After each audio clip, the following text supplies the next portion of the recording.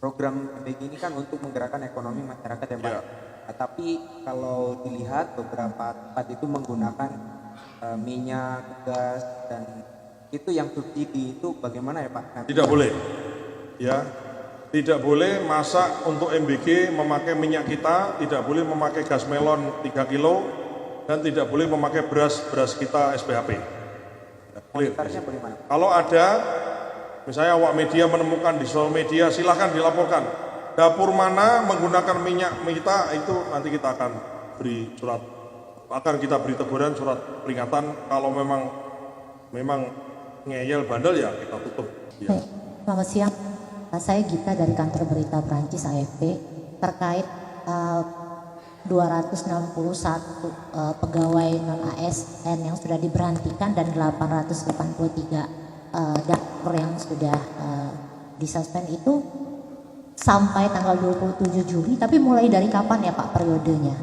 Ya per hari ini kita periksakan sudah lama ya. Jadi kami intinya kan kita periksa sudah lama, ada yang ya diperiksa dari jauh-jauh hari. Ya butuh keputusan, maka saya sebagai kepala badan yang baru saya putuskan yang nggak benar ya harus di-cut.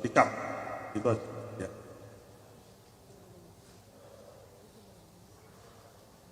Teriak aja kali ya. Ini kan pasukan berani mati takut lapar, ya kan? Cek. Assalamualaikum. Dar. Perkenalkan Dimas dari. Cek. Mas, ada beberapa pertanyaan yang aku pengen tanyain. Yang pertama itu soal adanya asosiasi di sini. Ya. Nah itu kan kemarin Mas Dar janjiin kalau mau melunaskan atau menjanjikan bahwa yang penting Bapak Ibu ini tidak rugi gitu. Nah skemanya sudah dibuat atau belum, itu yang pertama. Terus yang kedua, tadi kan ada data di sini, itu rata-rata kebanyakan yang disuspend yang di daerah luar. Ya bisa kita lihat itu kebanyakan di 3T. Itu ataukah bentuk kesengajaan BGN dalam ingin merombak sistem yang tadinya mau diganti dapur kantin sekolah atau seperti apa? Yang ketiga, tadi singgung juga cek bagaimana sih Mas ya. Cek yang Dua aja pertanyaannya saya jawab dulu lah ya. Yang pertama, jadi yang disuspend itu adalah yang tidak sesuai. Apakah itu sengaja karena 3T, enggak 3T enggak ada urusan. Jadi kita ada standarnya, ada yang harus dipenuhinya. Ini menyangkut nyawa seseorang. Ini menyangkut kesehatan seseorang, menyangkut nyawa seseorang. Maka bagi yang tidak memenuhi suatu standar, ya mohon maaf, ya harus kemudian kita suspend. Kemudian apa tadi yang berikutnya? Skema ya. Betul, kemarin saya telah menerima beberapa asosiasi ya yang oleh pimpinan yang lama itu kemudian ada semacam komitmen ya, artinya dia bangun dapur kemudian nanti dengan skema yang begini dan begitu. Saya sampaikan dan Anda bisa lihat juga di tayangan-tayangan yang memang sudah beredar bahwa intinya begini, ini mitra siapapun itu. Kadang-kadang kan orang itu menganggap BGN itu kemudian dianggap mitra ini orang yang cari untung ugal-ugalan gitu ya. Apakah ada yang oknum-oknumnya? Ada mungkin, mitra yang cari untung mungkin kebanyakan ada. Tapi bahwa saya katakan mitra ini adalah namanya mitra. Mitra itu bahasa Sanskerta yang artinya adalah kawan atau adalah sahabat. Jadi mitra ini adalah orang yang mengeluarkan biaya, membangun pakai uangnya, membangun dapur. Saya sekali lagi saya tidak punya dapur, jadi saya tidak ada kepentingan apapun. Jadi bagi mitra yang banyak dan kebanyakan mitra itu baik, maka ini harus kita apresiasi. Tapi ada juga mitra-mitra yang kemudian mungkin caranya salah, mungkin dulunya terafiliasi, mungkin dulunya.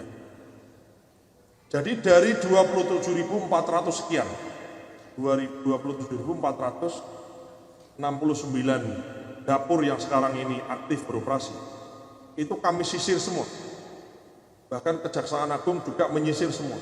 Mana mitra-mitra, mana yayasan-yayasan yang kemudian tidak benar ini. Intinya apapun rekomendasi, apapun temuan akan kami tindak lanjuti. Kalau manakala terbukti tidak benar maka harus diberi sanksi, kita suspend. Kami tidak mentolerir itu. Jadi karena apa? Karena makan bergizi ini menyangkut makan, menyangkut keamanan, menyangkut kesehatan, dan menyangkut nyawa banyak orang yang kita kasih makan. Ya. Terkait protesnya mitra tadi, ya, yang pertama sikap saya adalah saya sangat menghargai mitra. Bahwa mitra itu kemudian melakukan investasi atas dasar komitmen yang diberikan oleh pimpinan lama, maka saya sampaikan kepada mitra yang bersangkutan, mungkin saya tidak bisa memenuhi sebagaimana janjinya dulu pimpinan dulu, ya kan diiming-imingi macam-macam apa untung sekian kali itu mungkin tidak bisa kami penuhi, tapi kami pastikan akan mencari skema yang adil supaya orang yang sudah bersusah payah, ada yang mohon maaf, ada yang menggadaikan rumahnya, ada yang nggak berani pulang karena rumahnya itu didatengin orang terus, ditagih hutang dan lain-lain, itu kemudian orang-orang ini mendapatkan keadilan, setidaknya tidak dirugikan. Nah, skemanya bagaimana saya minta untuk paling tidak saya mohon waktu kepada, ini juga didengar secara umum, meminta waktu kepada seluruh mitra yang selama ini mungkin mencari keadilan selama berbulan-bulan ini untuk sedikit bersabar, dan saya berkomitmen untuk bagaimana mencari solusi yang baik. Tidak mungkin untung ugal-ugalan sebagaimana yang dijanjikan mungkin dulu, tapi kita memastikan bahwa yang bersangkutan tidak kemudian dirugikan karena sudah melakukan investasi yang bersumber dari uang mereka sendiri. Kira-kira cukup? Ya.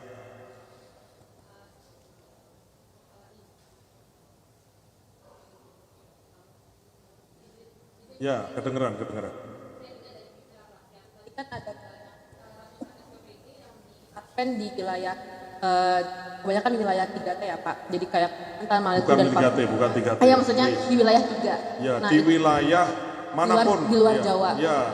Itu kan akan nantinya berdampak ke prioritas BGN ke depan yang salah satu penerima manfaatnya disasar ke wilayah 3T itu ya Pak. Nantinya berarti di kawasan... Jadi gini, jangan misleading ya. Bukan berarti kalau luar Jawa itu sama dengan 3T gitu loh. Ya itu juga harus Anda pahami. Oh ini banyak di Kalimantan 3T ini pasti, kan enggak.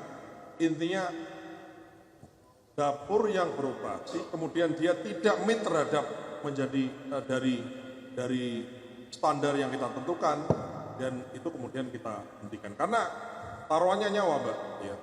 Berarti nantinya di kawasan terdampak yang SPPG-nya sudah disuspend, apakah nantinya akan ada titik SPPG baru Pak yang standarnya akan lebih sesuai dengan standar BGN atau seperti apa sih? Karena kan berarti dengan suspendnya SPPG ini ada penerima manfaat yang jadinya juga ikut terdampak kan gitu. Nah, tolong dicatat, kami memastikan bagaimana kami memastikan kalau ada dapur yang disuspend itu kemudian yang tadinya menerima manfaat itu jangan sampai kemudian tidak menerima. Paham ya? Misalnya ada sekolah, dia dapat, bayangannya banyak orang itu kan ada sekolah dapat, kemudian dapurnya disuspend, terus kemudian jadi nggak dapat. Itu tidak akan terjadi dan kami upayakan tidak terjadi, karena begitu disuspend maka secara otomatis kita akan membagi porsi layanan yang tadinya disediakan oleh dapur yang disuspend itu kepada dapur-dapur lain sekitar situ. Kira-kira.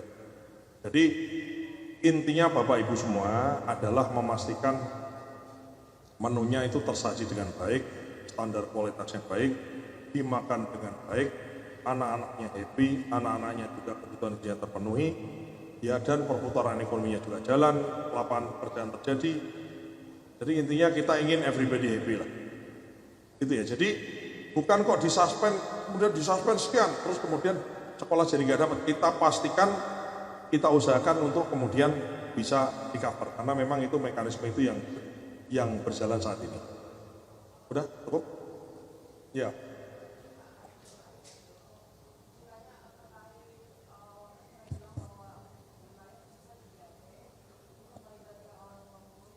Sekolah dan lain-lain Pak. Bukan hanya 3T, semua dapur. Itu Ya. perkembangan seperti apa Pak?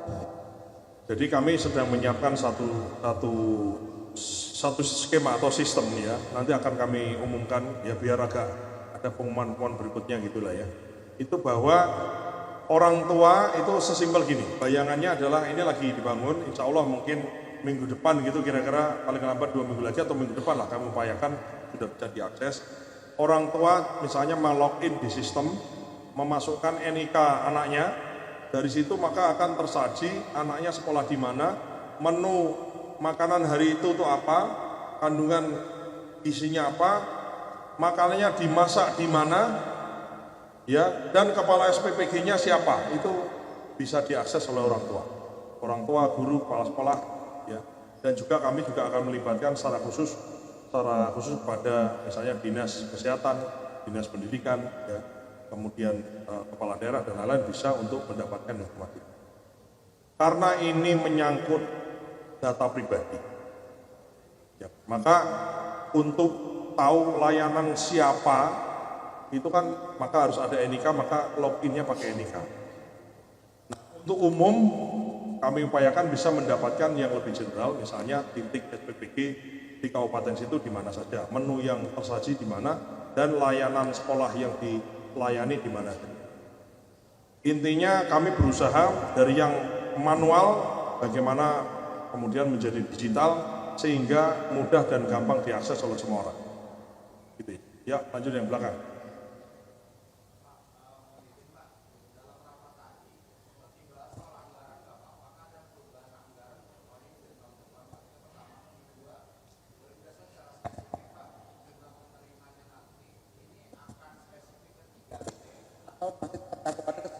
Area Pak. Oke, saya jawab untuk terkait anggaran belum kami bahas. Kami lagi sisir semua ya. Kami sedang menyisir dapur-dapurnya di mana, geotaggingnya di mana, sekolah-sekolah yang dilayani per dapur itu di mana, sekolah itu yang dilayani berapa, sehingga kita bisa punya exact number dapurnya berapa, jumlah yang dilayani sekolahnya berapa, dan jumlah siswa yang dilayani berapa, ibu hamil berapa, ibu nyusui berapa, dan balita yang belum sekolah berapa, itu harus clear dan akan kami umumkan, gitu ya. Yang berikutnya adalah terkait target penerimaan manfaat. Yang kami bahas sekarang menjadi fokus kami sekarang ini di minggu-minggu ini adalah yang sudah berjalan itu kami sisir dan kami pastikan tidak terjadi pelanggaran, terjadi transparansi, bisa diakses dan lain-lain. Jadi yang sekarang ini ada 27.469 dapur ini harus transparan melayani di mana, dan itu clear semua dulu. Baru nanti kami akan jam in kepada 3T, jam in kepada mitra yang sudah bangun, jam in kepada persoalan-persoalan lain, dan doakan kami bisa untuk segera kami selesaikan ini. Oke, cukup? Terima kasih. Salah satu program PBG ini kan untuk menggerakkan ekonomi masyarakat ya Pak. Ya. Nah, tapi kalau dilihat beberapa tempat itu menggunakan minyak, gas, dan itu yang subsidi itu bagaimana ya Pak? Tidak boleh, ya, tidak boleh masak untuk MBG memakai minyak kita, tidak boleh memakai gas melon 3 kilo, dan tidak boleh memakai beras kita SPHP. Ya, clear. Kalau ada, misalnya awak media menemukan di sosial media, silahkan dilaporkan. Dapur mana menggunakan minyak kita, itu nanti kita akan beri surat, akan kita beri teguran, surat peringatan. Kalau memang ngeyel bandel ya kita tutup dapurnya ya. Tidak boleh memakai barang subsidi. Termasuk begini, termasuk misalnya, mohon maaf Mas, sorry ya, kita potong. Termasuk misalnya kemarin harga telur turun ya, kamu kan biasa mangkal di Kementan ya. Harga telur yang harusnya HAP-nya 25.000 di kandang, itu kemudian jatuh sampai 12.000, 15.000 pernah itu kemarin.